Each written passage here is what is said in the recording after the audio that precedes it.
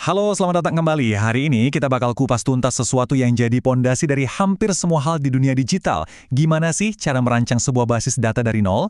Wah, basis data. Kedengarannya berat dan teknis banget ya. Jujur, bingung harus mulai dari mana. Tenang, percaya deh. Semua ini sebetulnya berawal dari satu pertanyaan yang sering banget kita alami sehari-hari. Coba deh bayangin, semua riwayat pesanan, alamat rumah, bahkan metode pembayaran yang paling sering Anda pakai, semuanya tersimpan dengan rapi. Tapi pertanyaannya, gimana caranya sistem bisa tahu dan ngelola semua itu? Ya pasti disimpan di dalam basis data kan? Tapi istilah basis data itu sendiri tuh rasanya abstrak banget. Kayak sebuah kotak hitam ajaib yang isinya kita nggak tahu. Nah, itu dia. Yuk kita bikin jadi lebih nyata. Anggap aja basis data itu sebenarnya cuma sebuah lemari arsip digital yang super rapi. Betul, sama kayak kita nyimpen dokumen penting di map khusus, basis data itu tugasnya mengelompokkan informasi. Biar apa? Ya biar nggak kacau. Dan pas kita butuh, nyarinya cepet banget. Oke, jadi poinnya bukan cuma sekedar nyimpen data, tapi gimana caranya nyimpen data itu dengan cerdas biar hidup kita lebih gampang. Tepat sekali.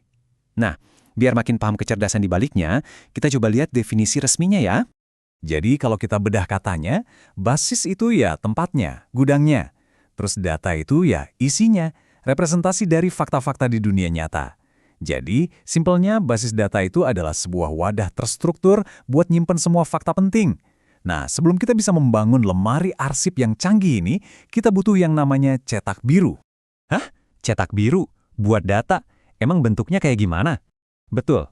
Di dunia basis data, cetak biru ini kita sebut sebagai Entity Relationship Diagram atau ERD. Anggap aja ini peta visual yang kita gambar setelah kita ngerti semua kebutuhan data dari para stakeholder.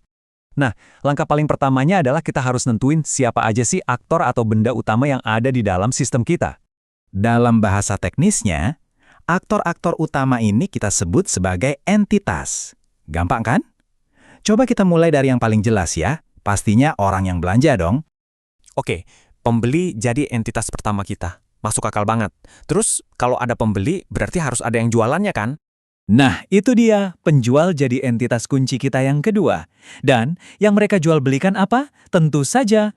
Oke, sip. Sekarang kita udah punya 3 entitas utama. Ada pembeli, ada penjual, dan ada barang. Langkah berikutnya, kita perlu kasih deskripsi buat masing-masing entitas ini. Caranya, kita pakai yang namanya atribut. Oh, atribut tuh maksudnya ciri-cirinya gitu ya. Kayak misalnya, pembeli itu kan pasti punya nama sama alamat. Terus kalau barang, ya pasti punya harga sama jumlah stok. Gitu kan? Persis! Kamu cepat banget nangkepnya. Dan ada satu hal penting nih. Setiap entitas itu wajib punya satu atribut kunci yang sifatnya unik. Misalnya email untuk pembeli atau kode produk untuk barang. Biar apa? Biar nggak mungkin ketukar satu sama lain.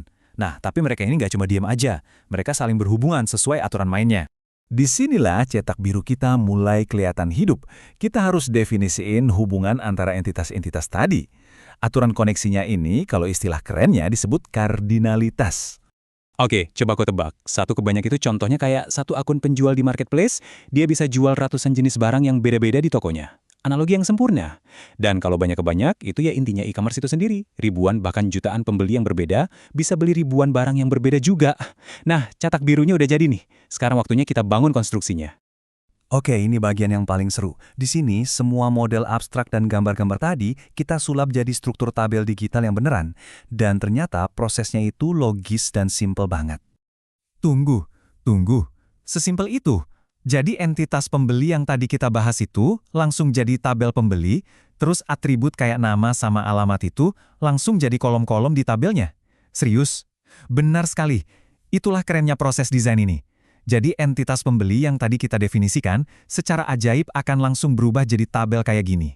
Dan voila, cetak biru kita sekarang udah jadi struktur fisik yang siap menampung data jutaan pembeli dari seluruh dunia. Wow, sekarang semuanya jadi masuk akal banget. Jadi, tujuan utama dari semua perencanaan yang rumit di awal ini sebenarnya cuma biar rapi aja gitu, biar terorganisir. Kerapian dan organisasi itu tujuan utamanya, betul. Tapi, itu justru membawa kita ke sebuah pilihan yang sangat fundamental. Sebuah pertukaran yang harus dipikirkan matang-matang oleh setiap perancang sistem. Gini, di satu sisi kita pasti pengen data kita itu rapi banget, nggak ada pengulangan data sedikit pun. Nah, proses untuk mencapai kerapian maksimal ini namanya normalisasi.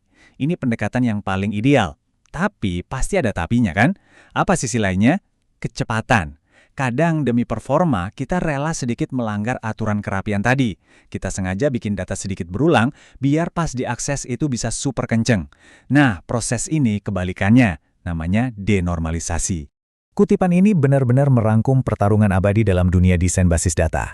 Dan inilah yang pada akhirnya membawa kita semua pada satu pertanyaan pamungkas bagi setiap perancang. Dan menemukan jawaban yang pas di antara dua pilihan itu. Itulah seni sekaligus ilmu dari desain basis data. Terima kasih banyak sudah menyimak kupasan kita kali ini. Sampai jumpa!